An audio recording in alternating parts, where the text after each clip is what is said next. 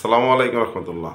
যারা সময়ের বরকত পাচ্ছেন না, সময়কে যথাযথভাবে কাজে লাগাতে পারছেন না, শত চেষ্টা করেও সময়ের সাথে যারা পেরে উঠছেন না, তারা এবং বিভিন্ন পড়াশোনা বা যেসব বিভিন্ন কাজে মনোযোগ দিতে পারছেন না, তারা তাদের সময়ের রুটিনটাকে সময়টাকে নামাজের ফ্রেমে বাঁধতে পারেন।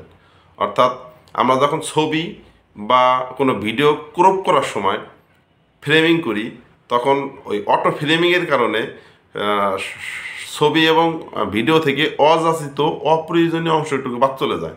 ঠিক একইভাবে যদি আমরা সময়ের ফ্রেমে নামাজের ফ্রেমে সময়কে বাঁধি এবং নামাজকে ভিত্তি ধরে আমাদের রুটিন দৈনন্দিন কাজের পরিকল্পনা সাজাই, তাহলে সময়ের যে অপচয় এগুলো অটোমেটিক অটো ফ্রেমিং হয়ে বাদ হয়ে যাবে।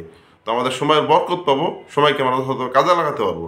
দেখেন, সারা বছর অর্থাৎ শীত থেকে গ্রীষ্মকাল পর্যন্ত দিন এবং রাতের দৈর্ঘ্য যেমন বাড়ে কমে, নামাজের সময় তেমন ভ্যারিয়েশন আসে, পরিবর্তন হয়। তো নামাজের এই পরিবর্তনশীল সময়ের সাথে যদি আপনি রুটিন করেন, তাহলে এমন একটা রুটিন তৈরি হয় যে রুটিনটা হবে সারা বছরের জন্য অ্যাডজাস্টেবল।